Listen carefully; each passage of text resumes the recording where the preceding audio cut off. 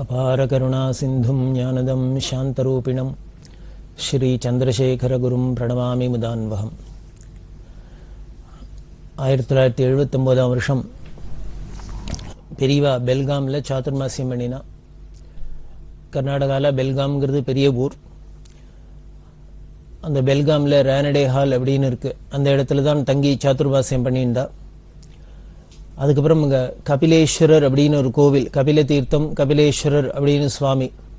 அந்த கபில தீர்த்தத்தில் ஸ்நானத்துக்கு போய் அந்த கபிலேஸ்வரர் தரிசனம் பண்ணி இப்படி எல்லாம் பண்ணியிருந்தா. அமாவாசை, இந்த அமாவாசை அன்னைக்கு அந்த கபில தீர்த்தத்தில் ஸ்நானம் பண்ணி எல்லாம் பண்ணினான்.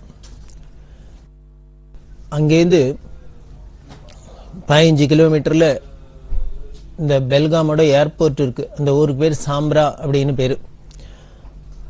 அங்க அந்த சாம்ரால தமிழ்நாட்டுக்காரர் ஒரு பக்தர் உத்தியோகமா இருந்தார், கிருஷ்ணமூர்த்தி அப்படின்னு பேரு. அவர் அங்க நிறைய ஹெல்ப் பண்ணினார். பெரியவாளை அங்க வரணும் அப்படின்னு கூப்பிட்டதுனால பெரியவா அங்க போனா. அங்க போய் ஒரு அனுமார் கோவில்ல தங்கியிருந்தா. அந்த அனுமார் கோவில்ல பாண்டுரங்கனை பிரதிஷ்டை பண்ணணும் அப்படின்னுட்டு ஒரு சன்னதி மட்டும் கட்டி வச்சிருந்தா. ஆனா பிரதிஷ்டை பண்ணல. பெரியவா அங்க போய் இருக்கிறதே பெரியவா கையால அந்த பாண்டுரங்க பிரதிஷ்டை எல்லாம் பண்ணிவிட்டு எல்லாம் பண்ணினா. அப்புறம் திரும்பி பெல்காம்லேயே தான் வந்து இருந்தா. பெல்காமில் வந்திருக்கிறதே ஹூப்ளியிலேருந்து கிருஷ்ணமூர்த்தி சாஸ்திரிகள் அப்படிங்கிற வேத வித்து வந்திருந்தார் அவர் குடும்பத்தோட. இந்த கிருஷ்ணமூர்த்தி சாஸ்திரிகள் யாரு அப்படின்னா பெரியவாளோட கடைசி தம்பி, சொந்த தம்பி. பெரியவாளுக்கு 3 தம்பி, அதுல கடைசி தம்பி இந்த கிருஷ்ணமூர்த்தி சாஸ்திரிகள் அப்படின்னு. இவர் ரிக்வேதத்தை பூர்ணமா அத்தியனம் பண்ணி வைதீகரா இருந்தவர். இவர் திருடமருதூர் பாடசாலையில் இருக்கிறதே தான் இவர்கிட்ட தான் பெரியவாளோட சிஷ்யரான ஸ்ரீ ஜெயேந்திர சரஸ்வதி சுவாமிகள் வேத அத்தியானம்லாம் கொஞ்ச நாள் பண்ணினது. அந்த கிருஷ்ணமூர்த்தி சாஸ்திரிகள் கண்ணை ஆபரேஷன் பண்ணிக்கணும் அப்படின்னு அவருக்கு கொஞ்சம் பார்வை தெரியாது, கண் பார்வை கிடையாது. அவருக்கு ஏதோ கண்ணா ஆபரேஷன் சிகிச்சை பண்ணி பார்க்கலாம் அப்படிங்கிறதுக்காக இங்க பெல்காமுக்கு வந்திருந்தா. ஆனா அந்த பெல்காமுக்கு வந்திருக்கிறதே அங்க வந்து இருக்கிறதே அந்த கண் ஆபரேஷன் பண்ண வேண்டிய டாக்டர் என்ன பண்ணினார், சில உபகரணங்கள்லாம் வெளிநாட்டிலேருந்துலாம் வரணும், அதெல்லாம் வந்தப்புறம் பண்ணணும் அப்படிங்கிறதுக்காக வெயிட் பண்ணியிருந்தா. அந்த சமயத்துல இந்த குஞ்சு சாஸ்திரிகளோட தாயாரோட சாத்தம் வந்துருத்து. குஞ்சு சாஸ்திரிகள் தாயாரோட சாத்தம் அப்படின்னா பெரியவாளோட அம்மாக்கும் சாத்தம் அப்படின்னு அர்த்தம். அத பெரியவா தங்கியிருந்த கேம்ப், அதுக்கு பக்கத்திலேயே பெரியவா சிஷ்யாலாம் கைங்கரிய மண்டபம் தங்கி இருக்கா. அந்த இடத்துலயே பண்றதா தீர்மானமாச்சு. பெரியவாளோட தயார் சாத்தத்தை இந்த குஞ்சு சாஸ்திரிகள் அந்த இடத்துலயே பண்றதா தீர்மானமாச்சு. பெரியவா என்ன பண்ணா, வேதபுரி சாஸ்திரிகள், ஏகாம்பரம் இவாள்லாம் போய் குஞ்சு சாஸ்திரிகளுக்கு ஹெல்ப் பண்ணு சாத்தத்தன்னைக்கு அப்படின்னு அமைச்சிருந்தா. ஏன்னா சாஸ்திரிகளுக்கும் கண் பார்வை அவ்வளவு தெரியாதனால யாரானும் ஹெல்ப்புக்கு வேணும். இவாளே போய் அங்க இருக்கட்டும் அப்படின்ட்டு ஸ்ரீகண்டன் அப்படிங்கிறவர் மட்டும், பாலு ஸ்ரீகண்டன் இவா மட்டும் பெரியவாளுக்கு சிசுருஷை பண்ணியிருந்தா. இந்த ஏகாம்பரம் இன்னும் வேதபுரி சாஸ்திரிகள் இவாள்லாம் போய் சாத்தத்துல ஹெல்ப் பண்ணுங்க அப்படின்னு சொல்லியிருந்தா. இந்த சாத்தத்துல அவள்லாம் போய் எல்லாம் ஹெல்ப் எல்லாம் பண்ணிட்டு இருக்கா.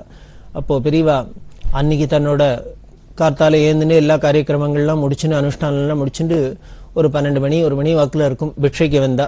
பிட்சைக்கு வந்து உட்கார்ந்து பெரியவா ஸ்ரீகண்டன் சொல்லி, அங்க சாதம் ஆரம்பிச்சாச்சா, பிராமணெல்லாம் சாப்பிட உட்காந்துருந்தாச்சா பார்த்துட்டு வா, அதுக்கப்புறம் பிட்சை பண்றேன் அப்படின்னா. சரி இவர் சொல்லி அனுச்சா ஏகாம்பரத்தை கூப்பிடு அப்படின்னா. ஏகாம்பரம் வந்தா பெரியவா கிட்ட பிராமணா உட்காந்துனாச்சா, இல்ல இனிமேதான் உட்கார போறா, சாதம் ஆரம்பிச்சிருக்கு அப்படின்னா. உடனே பெரியவா எல்லாம் விசாரிச்சுட்டே இருந்தா, என்னென்ன எல்லாம் பண்ணிருக்கு, பட்சணம் எல்லாம் பண்ணியா, யாரெல்லாம் ஹெல்ப் பண்ணா, என்னெல்லாம் பண்ணா அப்படின்னு சொல்லிட்டு அப்புறம் பெரியவா அங்க இருந்த பழங்கள்லாம் இத்தனை கொடுத்து எல்லாம் கொண்டு இலையில போடும் பிராமணாளுக்கு அப்படின்னு இதெல்லாம் கொடுத்தானுச்சா.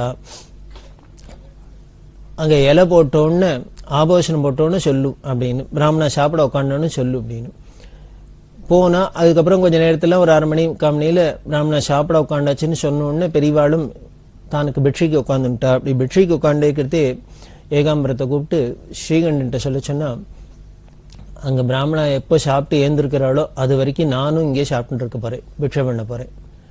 அதனால ஸ்ரீகண்டன் சொல்லி இன்னும் வேற ஏதாவது பண்ணி எடுத்துன்னு வர சொல்லும் அப்படின்னாரு. அவர் ஏதோ தனம் பண்றாப்புல பிட்சைக்கு ஏற்பாடெல்லாம் பண்ணியிருந்தார். பெரியவா பெருமே பிராமணா சாப்பிட்டு எழுந்திருக்கிறதுக்கு 1 hour போல ஆகும். அது வரைக்கும் தானும் உட்காந்துன்னு இங்க உள்ளுக்குள்ள உட்காந்துன்னு பிட்சை பண்ண போறேன் அப்படிங்கிறா. இதுக்கு ஏதானும் பண்ணிடுவா அப்படின்னா ஏகாம்பரத்தோட பேசிண்டே இவ மல்ல பிட்சை பண்ணிட்டு இருக்கா. அவரும் போய் ஸ்ரீகண்டனை ஏதோ புதுசா பண்ணி வச்சுன்னு கொண்டு வந்து வச்சுட்டார். எல்லாம் அங்க பிராமண ஆகாரமாயி உத்தராபோஷனம் போட்டாச்சு அப்படின்னு தெரிஞ்சதுக்கு அப்புறம் தான் பெரியவா ஏந்துண்டு தன் கையெல்லாம் அலமிண்டு எல்லாம் பண்ணி சுத்தம் பண்ணிட்டு மற்ற காரியங்களை பார்த்தா. சன்னியாசியா இருந்தா கூட மாத்து தாயாருக்கு மட்டும் ஒரு நமஸ்காரம் பண்ணலாம் அப்படின்னு சொல்றது. அந்த தாயார் ஸ்தானத்தை மட்டும் ரொம்ப உயர்வாவே சொல்லப்பட்டிருக்கு.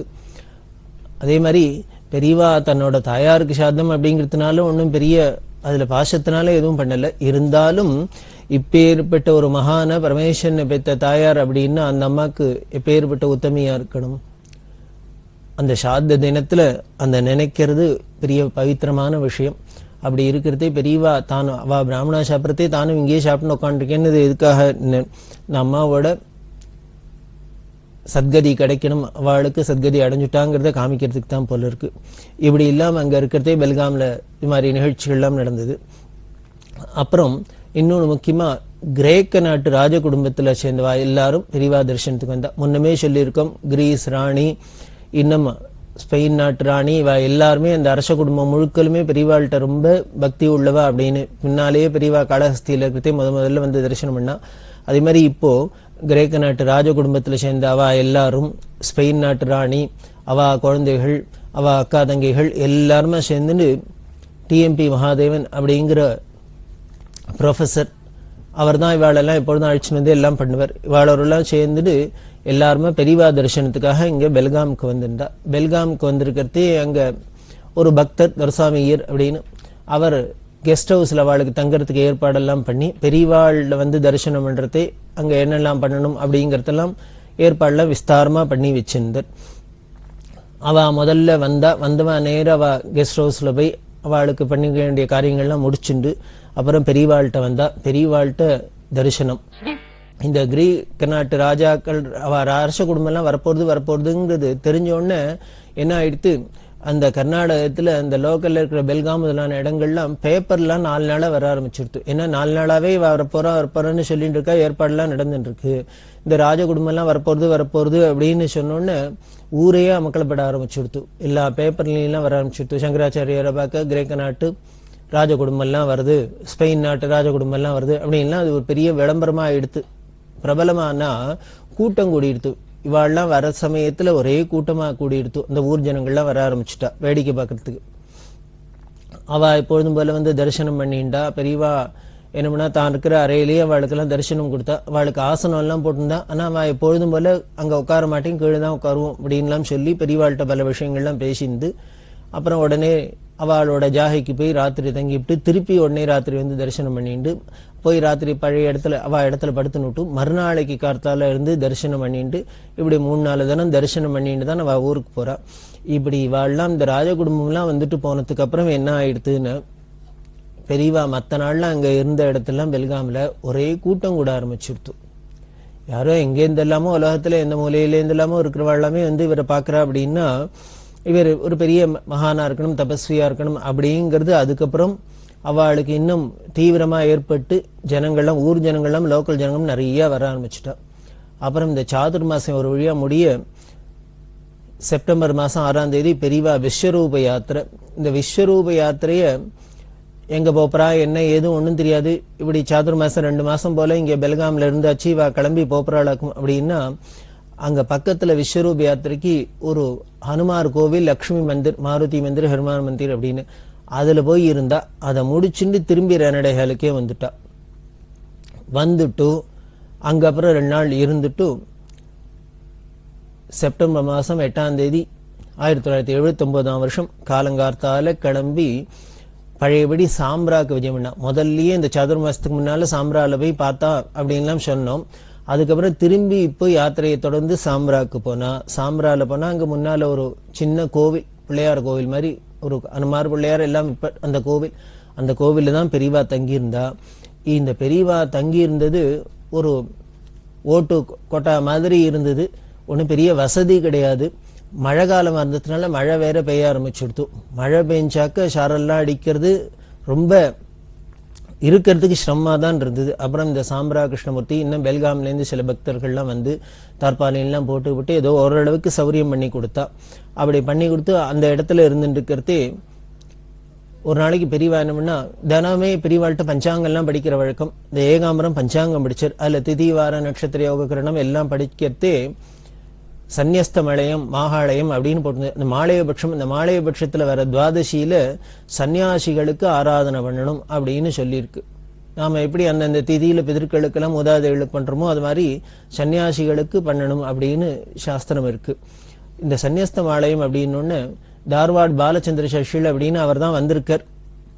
அவரும் ஏதோ காரியமா வந்தார். வித்வத் சதஸ் அப்பப்ப நடக்கும். பெரியவா தரிசனத்துக்கு வந்து உடனே பெரியவா சொன்னா, அவர்கிட்ட இதை பத்தி சொல்லுன்னா, ஒரு பெரிய வித்வான், அவர்கிட்ட சொல்லு சன்னியஸ்த மாலயத்தை பத்தி சொல்லு அப்படின்னு சொன்னார்.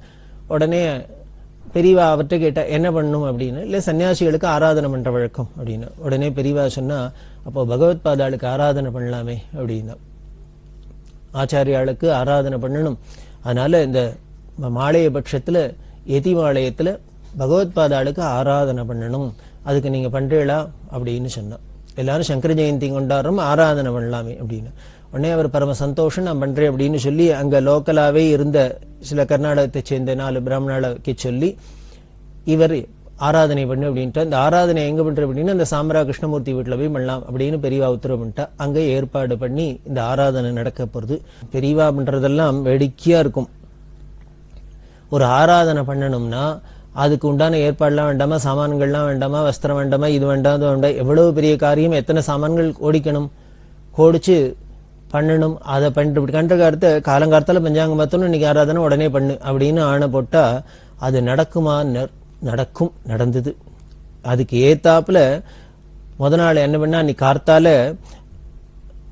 பெங்களூர்லேருந்து பலாத்தோப்பு ராமகிருஷ்ணன் அப்படிங்கிற பக்தர், அப்புறம் பெங்களூர்ல கனரா பேங்க்ல டிஜிமா இருந்தார் வெங்கட்ராமன் அப்படின்னு, அவாத்து மாமி விஜய மாமி அப்படின்னு, இன்னும் சில பக்தாள்லாம் என்ன பண்ணினா இத்தனை வேஷ்டி வைதிகாலு கொடுக்குறாப்புல வேஷ்டி, நல்ல பழங்கள், அது இது அப்படின்னு என்னெல்லாமோ சாமான்கள்லாம் வாங்கிட்டு வந்திருக்கா. இது அத்தனையும் ஆராதனைக்கு உபயோகப்படுற சாமானா இருக்கு. பெரியவா கார்த்தால பஞ்சாங்கம் படிக்கிறதே இன்னைக்கு ஆராதனை பண்ணணும் அப்படின்னு சொல்றா. பார்த்தா உடனே பின்னாலே வர பக்தாள்லாம் ஆராதனைக்கு என்னென்ன சாமான்கள் வேணுமோ இதெல்லாம் கொண்டு வரா.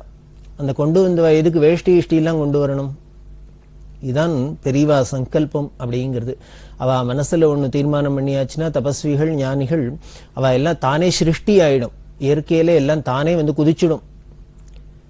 அதனால இதெல்லாம் வந்தா ஸ்ரீகண்டன் இவா எல்லாரையும் விட்டு என்ன பண்ணினா பெரியவாள்கிட்ட கைங்கரியம் பண்றவாள்கிட்ட சொல்லி அந்த தார்வார் பாலச்சந்திர சாஸ்திரியிலே இருந்து முதல்ல அவரே பண்ணிட்டு, அவர் வைதிகரா இருக்கிறதுனால அவருக்கு ப்ரொசீஜர் தெரியும். அந்த கர்நாடகத்தை சேர்ந்த 4 பேரை ஆச்சாரமா இருக்கிறவாள 4 பேரை வச்சுட்டு அவளை பிராமணாளா வச்சு ஆராதனை பண்றதுக்கு மட்டும் நீங்களாம் சமையல் மேல் பண்ணுங்க அப்படின்னு வேதபுரி சாஸ்திரி, இந்துவாசன், அவா எல்லாருமா சேத்துராம சாஸ்திரி எல்லாருமா சேர்ந்து அங்க கைங்கரியம் பண்றதுக்கு போயிட்டா. அவா வீட்டுல போய் காலங்கார்த்தால அவளை தட்டி எழுப்பி அவளை அந்த இடத்தெல்லாம் காலி பண்ணி கொடுக்க சொல்லி, அந்த ஏர்போர்ட் குவார்டர்ஸ் அதுல இவாள்லாம் சமையல் பண்ண ஆரம்பிச்சு எல்லாம் பண்ணி நடந்து இருக்கிறது. ஆராதனைக்கு ஏற்பாடாகி நடக்கிறது. ஒரு 11 மணி வாக்குல பெரியவா என்ன பண்ணா, பாலுன்னு பெரியவாள்கிட்ட கைங்கரியம் பண்றவள திருப்பி அனுப்பிச்சு இந்த ஏகாம்பரத்திட்ட சொல்லு, அவர் பாலச்சந்திர சாஸ்திரில பிராமணால வச்சு 4 பேரை வச்சு ஆராதனை பண்றபடி பண்ணட்டும். இன்னொரு பக்கத்துல தனியா ஒரு பெரிய அந்த இடமா இருக்கிறதுனால அதுல இன்னொரு இடத்துல இன்னொரு சமையல் பண்ண சொல்லு. அதுல என்ன பண்ணணும் அப்படின்னு சேதுராம சாஸ்திரில அப்படின்னு திருவண்ணாமலை ராமூர்த்தி சாஸ்திரில அப்படின்னு வந்திருக்கார். திருவண்ணாமலை ராமு சாஸ்திரி அவரை கர்த்தாவா வச்சுக்க சொல்லு. அவருக்கே தெரியும் இந்த ஏகாம்பரத்தையும் வேதபுரியும் பிராமணாலா இருக்கு சொல்லு. இவா 2 பேரையும் பிராமணாலா வரைச்சு திருவண்ணாமலை ராமசாஸ்திரிலேயே விட்டு பண்ண சொல்லி, ஸ்ரீகண்டனை கர்த்தாவா இருக்கு சொல்லி இன்னொரு ஆராதனை பக்கத்திலேயே தனியா பண்ண சொல்லு அப்படின்னு. அதுக்கு நீங்க இன்னொரு சமையல் ஃப்ரெஷ்ஷா பண்ணுங்க அப்படின்னு. இவாளுக்கு ஆச்சரியமா இருந்தது. ஆல்ரெடி 4 பிராமணால வச்சு தார்வாட் பாலச்சந்திர சாஸ்திரிகள் ஏற்பாடு பண்ணி அவர் தலைமையில ஆராதனைக்கு ஏற்பாடாகி இங்க நடந்துட்டு இருக்கு. அப்படி இருக்கிறது இன்னொன்னு ஆராதனை எதுக்கு டூப்ளிகேட் பண்ணுவானே அதையே. இங்க ஒரு ஆராதனை பண்றது ஒரு சாதம் பண்றது எல்லாமே பெரிய காரியமா இருக்கு. ஆனால் இப்ப என்னடான்னா 1க்கு 2 ஆராதனை நடக்கிறாப்புல இருக்கு. பெரியவா பண்ணுங்கிறா. பெரியவா பண்ணுன்னு சொல்லிட்டா பண்ண வேண்டியதான். எதுக்கு என்ன அப்படின்னா அதுக்கப்புறம் தான் தெரிஞ்சது. அதான் இந்த பெரியவாளோட நிர்வாக அழகு அப்படிங்கிறது. இந்த தார்வாடு பாலச்சந்திர சாஸ்திரிகள் கார்த்தால பஞ்சாங்கம் வாசிக்கிறதே அவர் இருந்ததுனால எதிமாலயத்தை பத்தி சொல்லி ஆச்சாரியாளுக்கு ஆராதனை பண்ண எல்லாம் ஏற்பாடு பண்ண சொல்லிட்டா. அதுக்கப்புறம் தான் ஞாபகம் வந்தது, இந்த தார்வாட் பாலச்சந்திர சாஸ்திரிகளோட தாயார் காலமாகி 1 வருஷமா இல்லை, அதனால அவர் மாத்திரு தீட்சையில இருக்க. அப்படி இருக்கிறதுனால ஒருத்தருக்கு அப்பா அம்மா போய் 1 வருஷம் ஆலைன்னா அந்த மாத்திரு தீட்சை பித்ரு தீட்சை அப்படின்னு சொல்ற வழக்கம். அதுல மடி போறாது. அதுக்கு அப்போ அந்த பித்திருக்காரியத்தை தவிர வேற ஒன்றும் பண்றது உச்சிதம் இல்லை. எது பண்ணினாலும் அது ஸ்லாக்கியம் இல்லை. அது அப்புறம்தான் பெரியவாளுக்கு ஞாபகம் வந்தது, ஓஹோ அவர் மாத்திரு தீட்சையில இருக்கிற பாலச்சந்திர சாஸ்திரிகள் அவரை போய் பண்ணுன்னு சொல்லிவிட்டோமே, அதனால அது சரியில்லையே அப்படிங்கிறதுனால என்ன பண்ணா, சரி அப்ப நீ பண்ண வேண்டாம், வேற எங்கே வேலை விட்டு திருவண்ணாமலை ராமசாஸ்திரியில விட்டு பண்ண சொல்றேன் அப்படின்னு சொல்லி பண்ண வேண்டியதானே. ஆனா அவருக்கு பண்றேன்னு சொல்லிட்டா அவருக்கு மனசுல உற்சாகமா பண்ண ஆரம்பிச்சுட்டார். இப்போ போய் இதை சொன்னோம்னாக்கா அவளுக்கும் வருத்தமா இருக்கலாம்.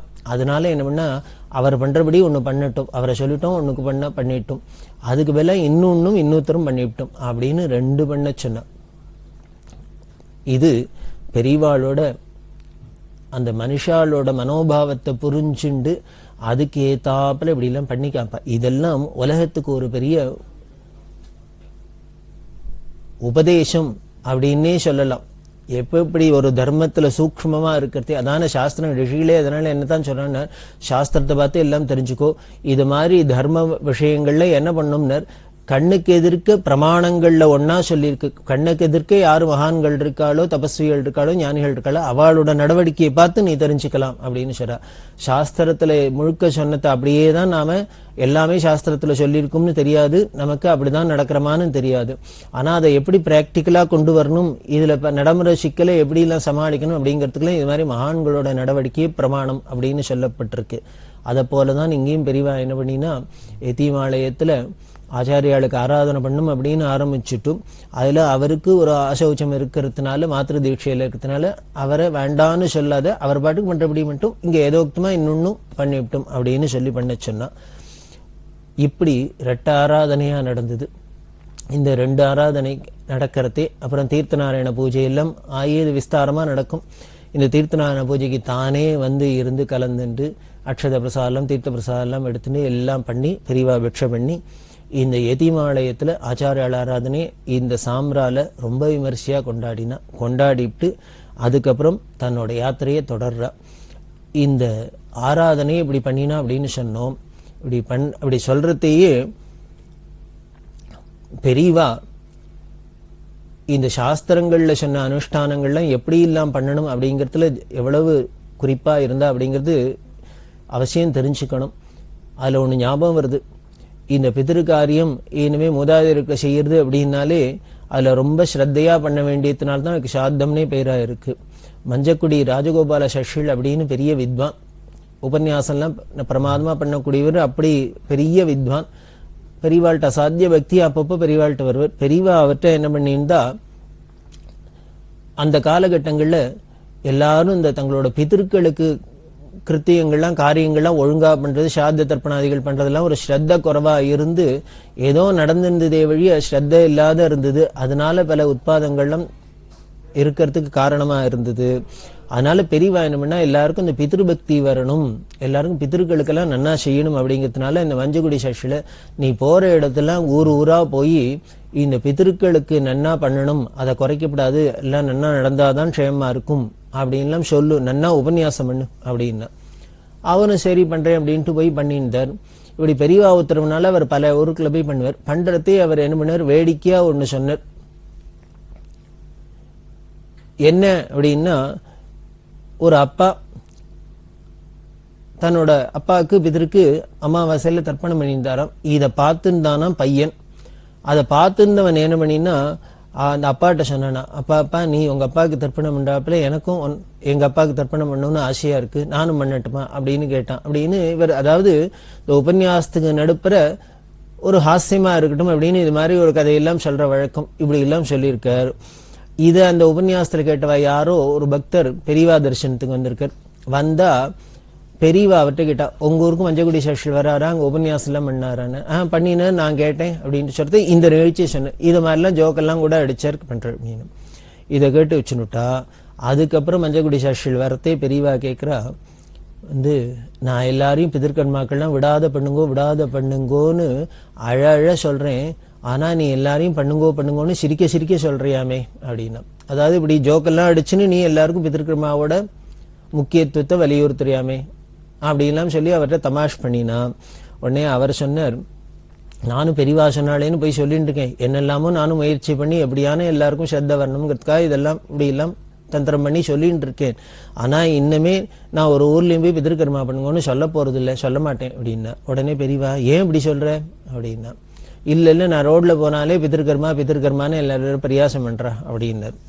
உடனே பெரியவா சிரிச்சுண்டே, அப்போ ஒண்ணு பண்ணு, இனிமே பிதிர்கர்மான்னு தலைப்பு கொடுக்காத, பிதிர் பூஜைன்னு இனிமே தலைப்பு வச்சுன்னு இதை பத்தி சொல்லும் அப்படின்னா. அப்புறம் போறவாள்லாம் பிதிர்கர்மான்னு சொல்லாது, பிதிர் பூஜை போறதும் பரவாயில்லையும். அதனால நம்மளை யாரு எப்படி சொன்னா என்ன, எல்லாருக்கும் ஸ்ரத்த வந்தா சரி, காரியம் நடந்தா சரி, அனுஷ்டானம் இருந்தா சரி அப்படிங்கிறதான பெரியவாளோட லட்சியம்.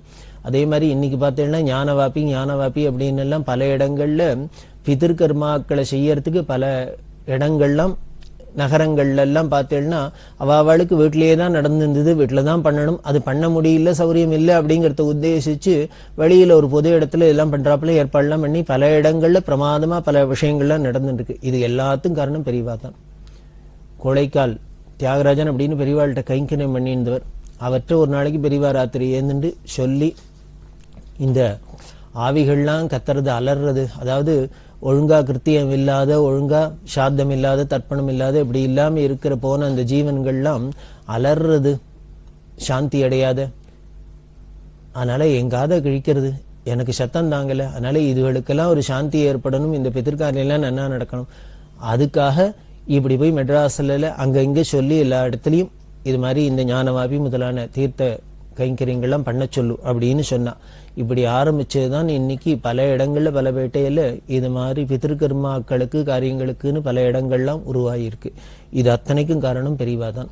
பெரியவாளுக்கு எப்படி கேட்டுது, இந்த ஆவிகள்லாம் சரியா கிருத்தியங்கள்லாம் இல்லாத பிதர்களுக்கெல்லாம் அவளுக்கு அவ குடும்பத்துல செய்யாதெல்லாம் இந்த ஆவிகள்லாம் அலைஞ்சுட்டு எப்படி கத்திதுன்னு. பெரியவா பரமேஸ்வரனா இருக்கிறதுனால எல்லாமே எல்லா ஜீவராசிகளும் யார்கிட்ட போய் முறையிடும், அவளுக்கு வேணும்னா எங்க போய் அலரும், பெரியவா சந்நிதியில தான், பெரியவாள்கிட்ட தான் அலறணும்.